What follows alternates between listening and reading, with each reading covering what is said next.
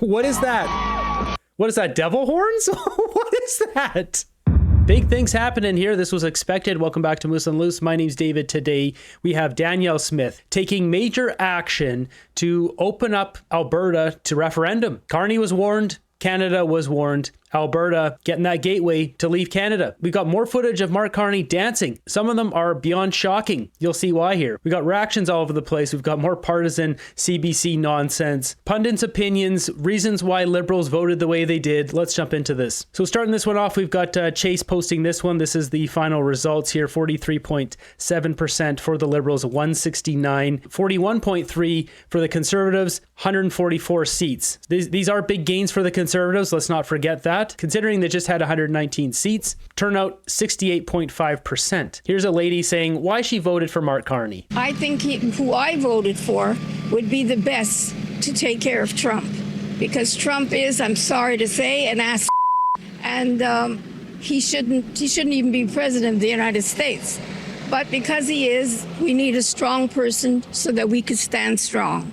Okay, and why is that Mark Carney? I mean, this is about what I expected. There's no reasoning behind anything. There's no knowledge of the situation. It's just voting straight from the hip. And that's what we get in this country. Bad leadership over and over because we got people like this voting. I want to point this one out here. So I noticed one Liberal comment on my channel, which is pretty rare because there's thousands of comments from all of you that are usually very supportive. The guy was criticizing me for spreading misinformation about Mark Carney being a tax dodger. I properly educated him because he doesn't know what's going on. So I thought I'd just share that here with the about 500 or 600 people that watch me that don't support the Conservatives. So this here is a report that was released completely exposing Brookfield's dodging of taxes in Canada. SICTAR report of June 2023. There's a lot of information in here. I'll link it up down below for all the Liberals who want to take a look at this themselves. But the most important part is this right here. It says Brookfield's estimated tax rate is around 5% over the last 15 years, highlights a clear long-term structural problem which appears to be driven by aggressive global tax avoidance practices.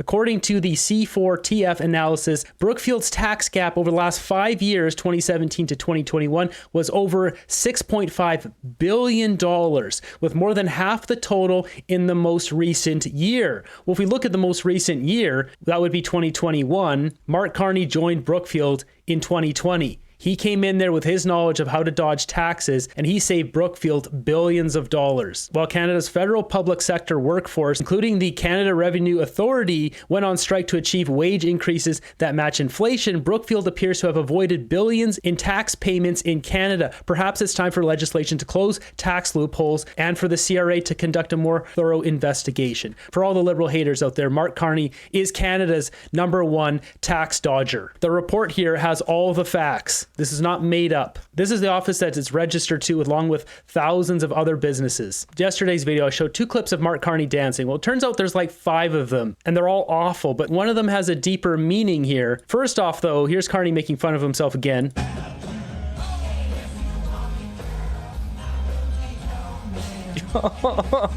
This guy's gonna go negotiate with Trump. Like, what? Is this Canada strong? Is that what this means? Ugh.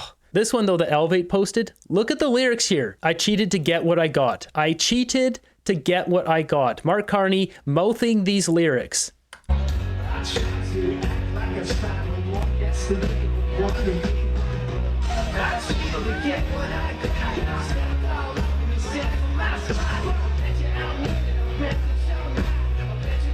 Cheated to get what you got. Ladies and gentlemen, Canada's #1 tax dodger. There's a couple more clips. I'll put them towards the end. There's only so much of this you can take at once. Got this one from David Poirier. Says, I don't want to be bearer of bad news, but if 5 of 7 NDP MPs accept cabinet jobs across the floor, this is over. Carney has a majority. It will be interesting to see what happens with the NDP. They need a new leader, so they will support the Liberals going forward, at least for a short period of time, get a new leader in place, run their leadership campaign over the next couple of months. They don't want to drag this out. They already know what happens if they keep supporting the Liberals. They just keep tanking. If they want to build back this party, they're going to have to call it another election soonish, within the next 8, 10, 12 months, like year and a half maybe, to try to recapture their seats and get back up to that 12-seat official party status. Because official party status, they can sit in committee meetings, they can get questions during question period, not just right at the end like the Green Party does. They have a small window to rekindle that party. Otherwise, that party will die over time. But once again, cash is king, so who knows what they do. Next up, we got Blanchette here. So he's come out and said he'll support Carney. He only cares about Quebec. This clip here, he says, no pipelines. The fact that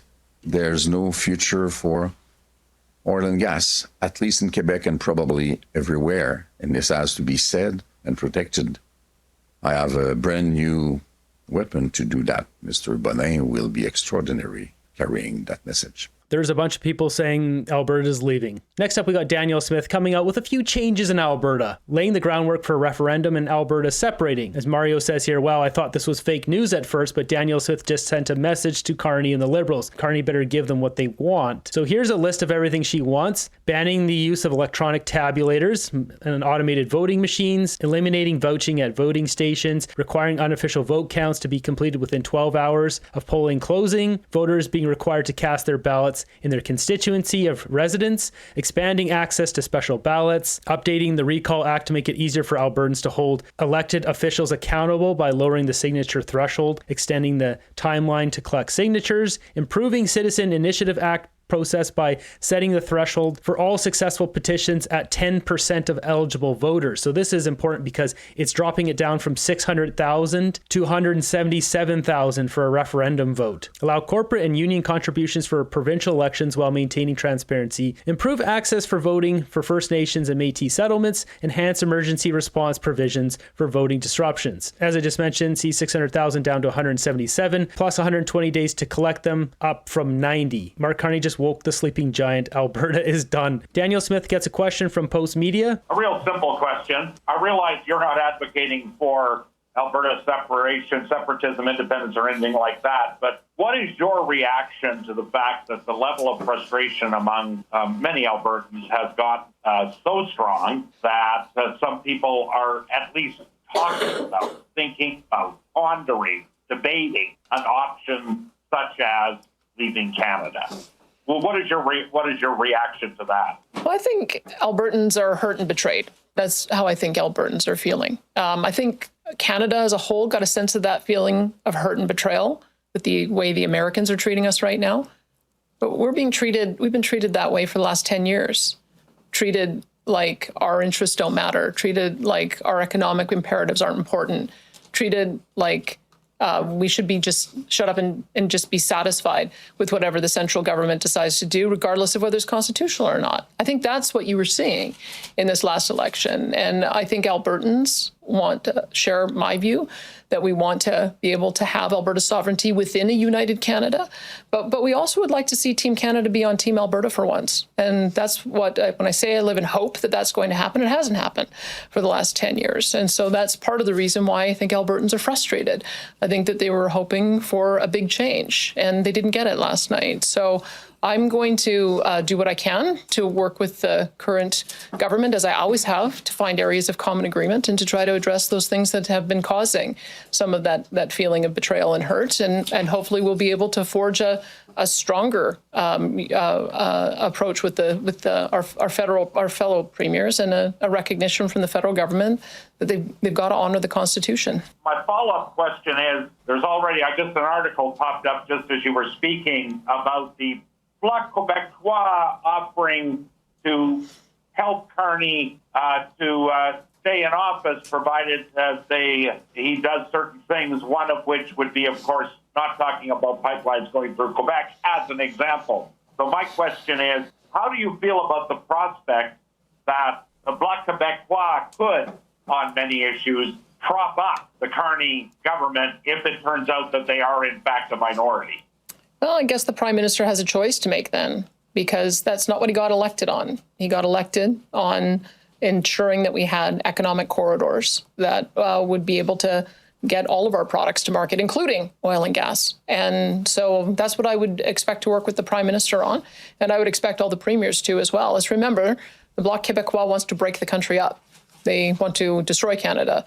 And so it doesn't surprise me that the opening position of the Bloc leader is to take a position that would be destructive to Canadian unity. So I don't think that Prime Minister Carney should play that game. I think that he should look at the mandate that he got as one to work with the premiers on the communique that we signed before going into the election. Carney will sign a deal with the Bloc or the NDP, whatever he gets a better deal with. That's what we're going to see here. How long that lasts, I mean, it's a minority government. Hopefully we'll be back to the polls in a year and a half. That gives us time to expose Carney so people know who he is and like, oh, maybe I shouldn't vote for that tax dodger. Build up our arguments and being able to sway the older generations and get that strong conservative majority mandate next time. A bunch of you have asked to see my graph. I'm going to duplicate it and then put the stuff that's verified on another one so I can share it. I can't share what I have now because I have a whole bunch of stuff on the sides that isn't verified or connected or whatever. With that, I'll be able to put select videos on the graph as well, connected to certain topics like the CBAM, the Carbon Border Adjustment Mechanism, the Elon Musk one, the carbon credits one. I can put that on the graph. So if you have a family member who wants to know more about a topic, you can just share the graph and it'll be right on there. So I'm working on that right now. So with all that talk, we've got Marty up north with this. Says, here's a QR code if you want to register your intention to vote in upcoming Alberta sovereignty referendum. They've already got 46,000 people registered. As they're saying here, they've already got 30% of what is required to do a referendum vote. I think that vote is going to happen. Who knows what happens with the vote itself? Will it get 50%? If I were a betting man, I'd say that vote's happening. And we've got one more here where they're asking her if she wants Alberta separate. They all seem to ask the same question. To Alberta separating? I feel that question wasn't directly answered. Well, not by me. I believe in Alberta's sovereignty within a united Canada.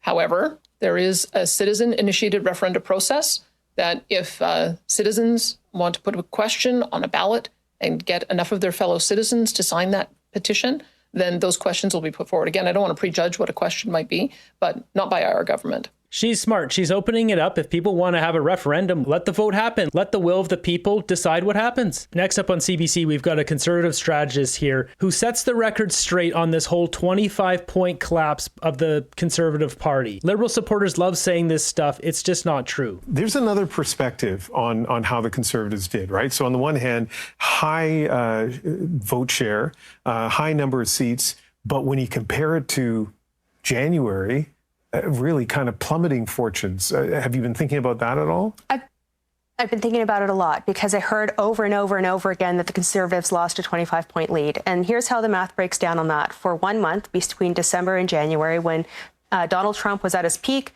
Justin Trudeau was at his worst, the Conservatives were polling about 47%, okay? The Liberals had plummeted down to high teens, low 20s. That's that 25-point spread. The Liberals came back up when Carney was chosen leader, and the NDP fell, and the Liberals picked that up. So if you look at where the Conservatives were from their highest point, which is 47%, to where they ended up on election day, 41, 42%, that's not a major cratering of the vote. That's just how the math worked out, not in the favor of the Conservatives.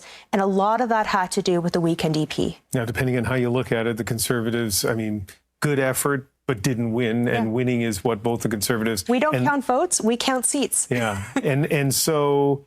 Do you think there's going to be a push within the Conservative Party to reconsider federal leadership? I don't think so. I think Pierre Poilievre has done a good job, especially tapping into what a lot of Canadians worry about. Pierre Poilievre has brought in more votes in the last 40 years than any other Conservative leader, so it would be a disaster if they did that. It's always a talking point on CBC to try to get rid of Pierre Poilievre. They desperately want to get rid of him. They know he's the guy they don't want to go against. The Donald Trump thing is going to settle down. It just will, right? And the things that Pierre Poilievre has been talking about aren't just going to settle down. They're things that people have been worried about for years leading up, and they're still going to worry about for years moving on. And I think that we untapped a lot of new potential voters.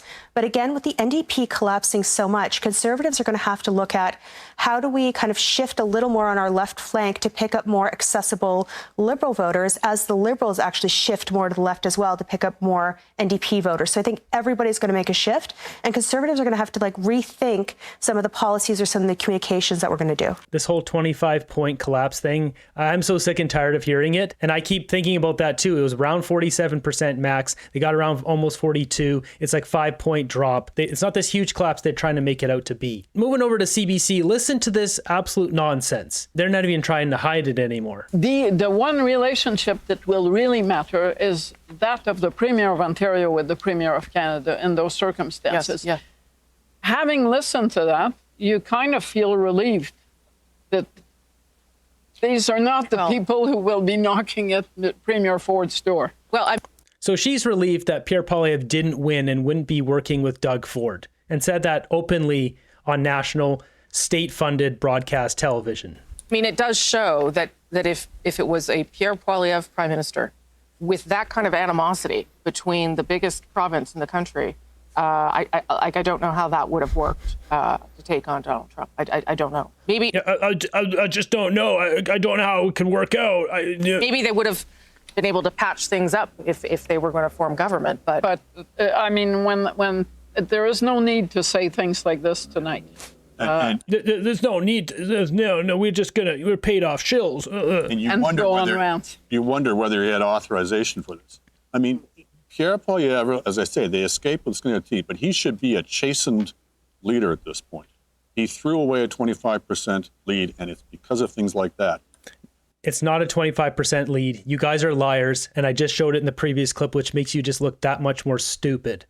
And if he doesn't learn from this experience, then, he's going to reap all he sows. You guys are going to reap what's coming. Mainstream media is going downhill, and you guys know it. You're a bunch of liars. What's going to happen here is every single person, one by one, who starts discovering other people talking about the news that's not mainstream media, like, I never thought about it like that. And then they realize that they're getting lied to by the CBC and other mainstream media. They stop watching it because they realize they're getting duped, and people don't like it when they get fooled. They're relieved they still have their paychecks. That's exactly what they're relieved about. Canada is most likely in for a rough ride. These people are repulsive. No one watches the CBC. It's like The View. Well, the older liberals watch CBC, that's for sure. Moving back to Mark Carney dancing, because there's so many of these horrible clips. This is hilarious. Alex Zoltan, send the asteroid. Please do. Make sure it's a big one. Okay, we can't have that music, but look at this guy. You better bust that if you don't blow that.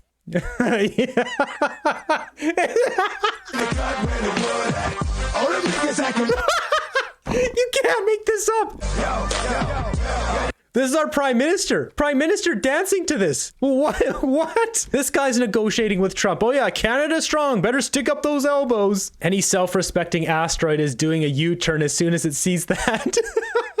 Wow, cringe to the max. I would pay money to see Donald Trump's reaction to watching Mark Carney dancing. And here's one more for the road.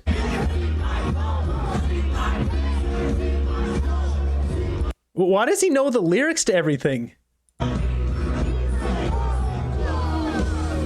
Okay, clearly we know what he spends all of his time at Brookfield doing. It's not working, that's for sure. Actually, we got one more here.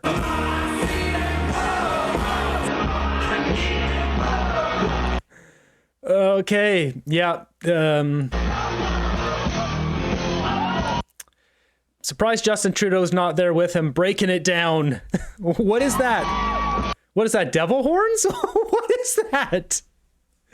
This guy's unbelievable. He's a cartoon character. We have a cartoon character for a prime minister. He's more humiliating than Justin Trudeau, and he's just started. Oh my God, what a loser. So cringe. Congrats to more poverty, inflation, food bank lineups, debt. You did it, Canada. The reason he looks so excited is because he's thinking about all the money he's going to make from backdoor deals now. And speaking of backdoor deals, we've got the CBC here. So we've got Kate Harrison here trying to set David Cochrane straight. So Pierre Poilievre wants to stay on as leader. What does he do for a seat in the House? Well, if he decides to run in a federal by-election, should one of his MPs step aside, it could take quite a bit of time before he's back in the House of Commons. First, he'd need to find a vacant seat or have someone create a vacancy. There's already been one offered in Edmonton. Get with the news, Cochrane. And depending on how fast the government calls the by-election, it could take between 47 and 230 days after the... So how this works is they have up to 6 months to call a by-election, but then the by-election itself can have a run out of 36 to 50 days. So it's about 7.5 months maximum they can drag this out. And that is what Carney will do, because he does not want Pierre Poilievre in the House of Commons ripping him a new one. That seat is vacant for voters to head to the polls. That means even if one of Poilievre's MPs bows out so he can run in their place, he can still be without a seat in the House for almost 8 months. Kate, I don't know if Mark Carney would take that long. Should Pierre Poilievre find someone to step aside? He already has someone stepping aside. He hasn't accepted it yet. And yes, Mark Carney will drag this out, which would be about mid-November. Poilievre would be back in the House of Commons. Do you think he's going to find someone to step aside for him? His speech last night before he knew he had lost, that was a guy who wanted to stick around and stay on. but then he loses his seat. That changes the dynamic slightly. What's your sense of where he goes? Wish. Yeah, well, taking a step back, there is a lot for the Conservatives to take away positively from last night's result. Obviously, losing the leader's seat is a dark, stormy cloud over top of all of that. But, you know, growing the popular vote, major inroads with what I would suggest is the new Conservative voting coalition in this country, blue collar workers, you know, picking up all of those Windsor seats, inroads in the GTA, inroads with younger people. I think this is something that Conservatives should be really excited about. In terms of where we go from here, I think there is enormous support for Pierre Poilievre to stay on as leader. From Conservatives I speak to, you know, he and the message that he brought forward is one that resonated with a huge number of Canadians. Didn't work this time, might work next time. And so I think, especially in a minority context, going through a disruptive leadership process is not the right call. And again, you know, you saw the support for him on the ground. You saw the support for him during that initial leadership race. I think he's right to stay at the helm, and I suspect the caucus will be unified around that. Do you think they'd let him stay at the helm if that 169 had ticked up to 172 today? Hypothetical, hard to say. But what a turd ball David Cochrane is. Sleazy, slimy guy, just trying to get that little zinger in there. But again, I'm thinking about, you know, I've been involved with the Conservative movement federally and in Ontario for 20 years. I look at the result tonight, of course, or last night, of course, with a bit of disappointment that we didn't get the job done. But with huge optimism and hope about where things are going. I think that the map has changed, and I think that the work needs to be now on making sure that that map stays sustainable. We're building it up. We got to remember that. People don't flip back. Once you go Conservative, you're not going back. We're not going to be losing a lot of people. We just keep gaining. The Liberals will lie, cheat, and steal. They'll say anything to get votes, trick people. They're good at dirty tactics, like stealing all of Barbara Ball's signs in the morning of the election, which is a major problem because then people are driving to the polls. They don't see her name at all. Out of sight, out of mind. Those dirty tactics need to be punished with real consequences. People stealing signs, that kind of thing. It should be jail time because it's a serious thing. Going forward here is pretty tough. Yesterday, I went for a walk, 2.5 hours down by the ocean just to decompress from all of this. I've been through so much crap in my life. I was able to recalibrate as I always have. The key for me is to get a plan. I need a plan to know going forward, how are we going to do this? And that's what I did. I've come up with a plan to better share my more important videos. That's, as I mentioned earlier, I'm going to put it all in that graph, make it easy with titles and labels. People can share stuff. So if they have a friend asking, because I did have multiple people asking, hey, do you have links to your far off ripoff stuff? Do you have links to this or that? And I'm like, I'm not sure, because they're just buried in videos from 2, 3, 4, 5, 6 months ago. So having all that easy access and things like that are small things I can do. There's different things everyone can do, whether it's having lists of facts to fact check people when they're putting out misinformation, because that's what the Liberals do. They say Poilievre's going to get rid of abortion rights and this, that, and the other. And if there's a quick link, a quick thing to share with people on Facebook, to share with all the older Liberal voters on Facebook, to debunk that stuff quickly, then this crap doesn't spread. We just need to keep our ground game going here on the internet. Come election time next time, we won't lose. We're not abandoning Pierre Poilievre. He's our leader. Moments like this is what more Canadians need to see.